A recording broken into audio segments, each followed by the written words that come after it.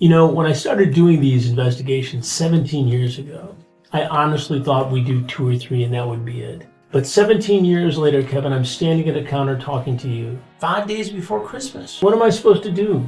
Send a message to other guys who might do this to avoid this entire predicament. What's good, homies? Welcome back to Grimm. Today's creep breaks down in tears when he's confronted by Chris Hansen, and it is very entertaining to see this man realize he just completely destroyed his own life by a result of his own stupidity and creepiness. So without any further ado, let's get right on into it, shall we? And make sure you watch until the end of this one to see his amazing reaction to getting caught. Anyways, let's get right on into it.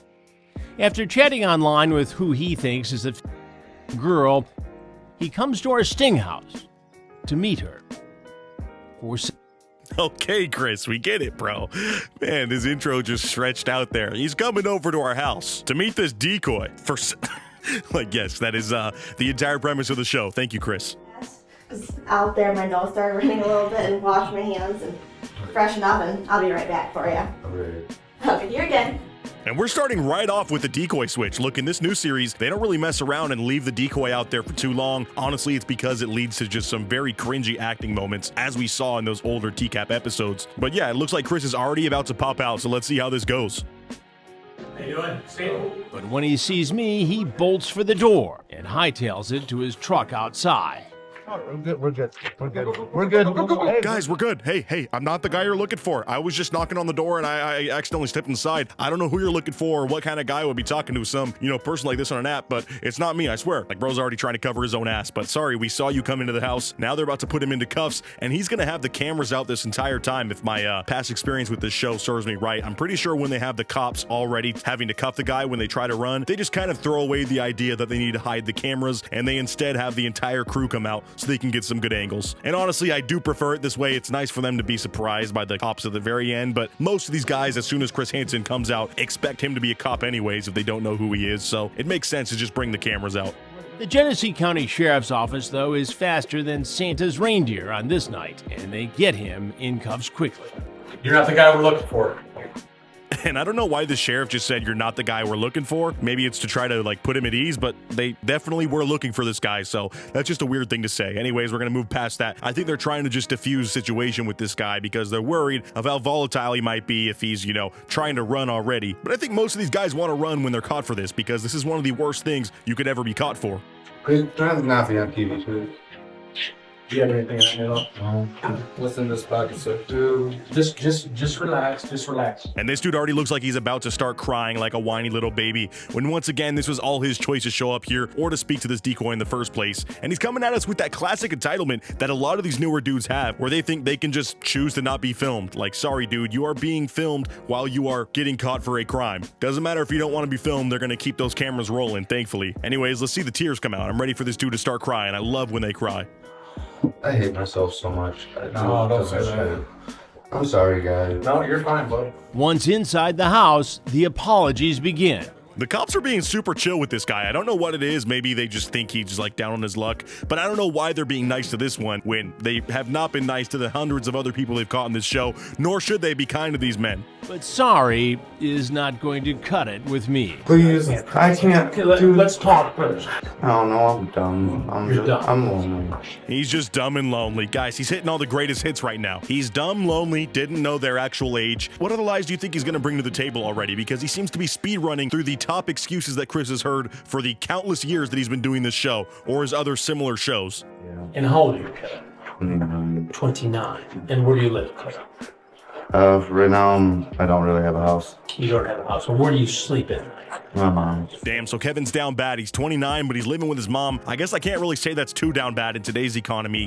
Multi-generational living is kind of becoming the norm, as literally good luck getting a house of your own in your 20s, let alone 30s at this point. But we're not worried about that. We're worried about this man right here who is already pulling out the lonely card. He's really trying to get some sympathy out of Chris, and I doubt that's going to work because Chris is a professional and he knows how to pretty much counter any move that these guys are going to be bringing his way.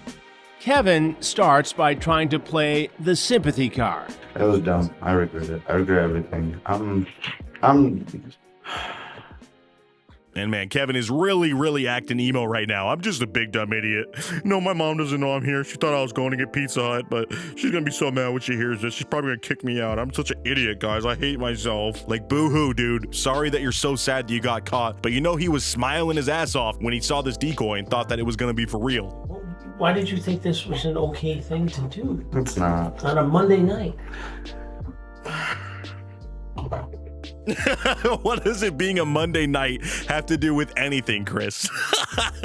Like, at least do this on a weekend, my guy. Why are you doing it on a Monday night? This is the start of the work week. You're supposed to be going home and kicking back and enjoying yourself because it's, you know, you still got 4 days of work left. Funny, because every guy who's walked in here tonight told me the same thing. It's the very first time I've done this. If you were me, Kevin, would you believe that?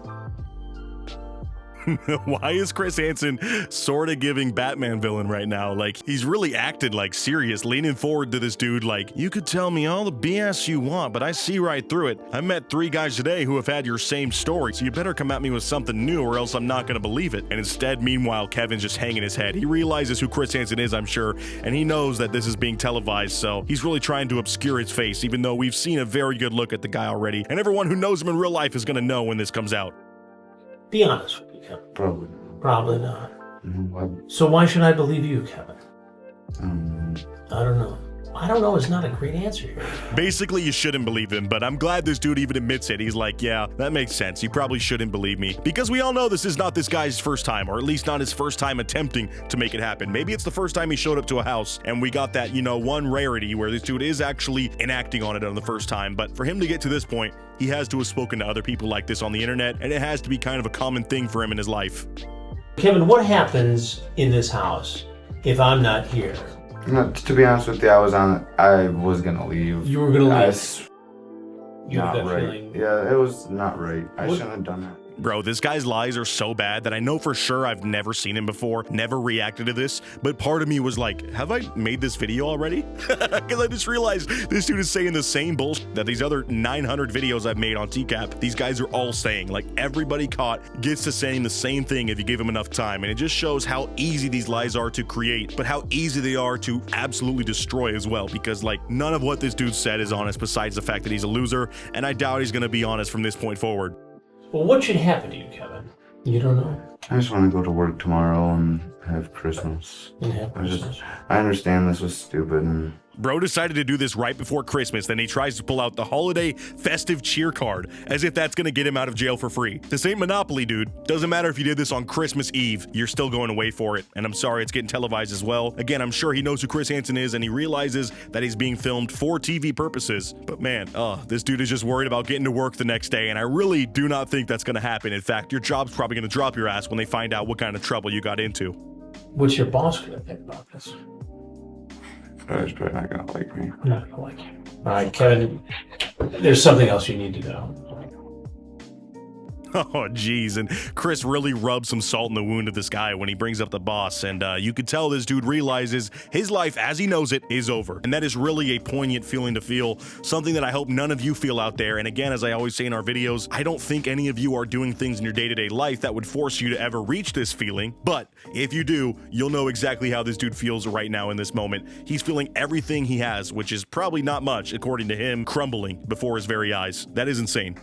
I'm Chris Hansen. Yeah, yep. You've seen my shows? Yep. Do you watch them often? No, but I've seen enough. Like many before him, Kevin has seen my shows. Oh, and he does know who Chris Hansen is. We get that confirmation as Chris tries to do the introduction. Not that surprising because he is a household name at this point, but that makes it all the better because this dude realizes how many faces are going to see his story. This ain't no YouTube, vigilante group that's kind of doing it haphazardly and they maybe get, 100K views. No, this is Chris Hansen, man. Millions of people, including everybody that's watching me react to it, are gonna see this. So you've watched the shows Yes, sir. and you were suspicious. You even acknowledge in the chat that this is wrong and you shouldn't do it, but you show up anyway. Help me to understand. Help the people who are going to see this. Jeez, and he's really bringing it home how stupid and idiotic this guy is. It's painful to watch, but I am freaking loving this right now, dude. Chris in this new series is absolute maximum savage mode. I know a lot of you have been commenting that, and I absolutely agree. He has turned a new leaf when it comes to the aggression, and I really freaking love to see it. You know, when I started doing these investigations 17 years ago, I honestly thought we'd do 2 or 3 and that would be it. But 17 years later, Kevin, I'm standing at a counter talking to you. What am I supposed to do? This is insane, bro. This is straight out of The Godfather. I'm sorry. Like, dude is in his absolute supervillain arc. It's some about this all-black fit and the way that he's leaning forward with those piercing and scary eyes, dude. I am not envious of this man one bit. The fact that he sat across from Chris while he's in his God mode right now, going absolutely ham on him. This really feels like a mob boss. Like I just said, I cannot handle this dude. He's being way too serious. Well, I guess he should be serious in this, you know, environment, but still, you know, he's more serious than normal. What am I supposed to do? How do I get the message across? What do you say to other men who might be doing the same thing? What am I to do in this situation? You sat across from me, trying to meet up with this kind of person, but yet here I am. Do you expect me to take those cuffs off, or do you think you're gonna rot away in a cell for the rest of your stinking life? Like, dude, we need the classic Italian mafia, like, music in the background. I don't know what kind of instruments those are, but I gotta find some and just put it over this whole video. That is perfect. Help me out here. Don't be stupid. Don't let your So this dude gets his, you know, time to shine. He has the floor here. It's like he's reached the end of the Hot Ones interview, and he can promote himself or say whatever he needs to say to these other creeps that are watching. And he is too stupid to even think of a thought right now. Like, that is how idiotic this man is. So, again, you can't let the stupidity make you feel bad for him. He's still a freaking monster, but man, is he dumb as well. No, we didn't talk about it. Yeah, I saw the chat. No, I know. That's weird. I'm already down on myself. Don't have to get at me. I'm done. I understand. And this dude at this point is just cowering. He's like, dude, look, I hate myself more than you could hate me or anybody else could hate me right now, so don't pile on, please. And of course, that's not going to make Chris let up off the gas at all. He's still going to be tearing this man a new one, like I said, but man, this dude is really, really sad right now. It's like depressing to watch this dude get caught. All right, Kevin, there's some guys here with the Genesee County Sheriff's Department that we talked to. Yes, sir. Okay. No. So finally, Chris says, you know what? These guys could take you away now. And as the cops start to try to take this dude away, he completely reaches a emotional breakdown point where he just starts bawling his eyes out. And I'm very shocked at the way these policemen are behaving, I gotta say. Here, we'll get you through this, okay? I promise you we're going to get you through this, all right? Hey, listen, we're out here looking for monsters. I don't think you're that guy, all right? They're like talking this dude through it like they're his therapist. And look, I'm never going to get mad at cops actually de-escalating and doing their job and trying to make sure that people are being taken care of in a certain way, you know, when they're being arrested. I will always applaud that. But it's just strange to see that it happens with this guy who's a kind of run-of-the-mill, I don't know, construction worker. Maybe they see themselves in him, but I don't know why this dude's getting way more compassion than anybody else I've ever seen caught on this show. So I don't know. It's just weird to me that they're being this nice to this guy, but ultimately he gets a pat on the back from the cops before they take him away. And this dude is eventually being taken to jail like the rest of these creeps. I want to know what you thought of this one down in the comments below. If you made it to the very end of this video, comment Grim Squad for life. You're amazing if you did make it to the end of this one. Let me know what other shows you'd like to see me react to besides this series. And I hope everybody's having a great start to the year. As always, I'll catch you guys in the next video. And until next time, peace out.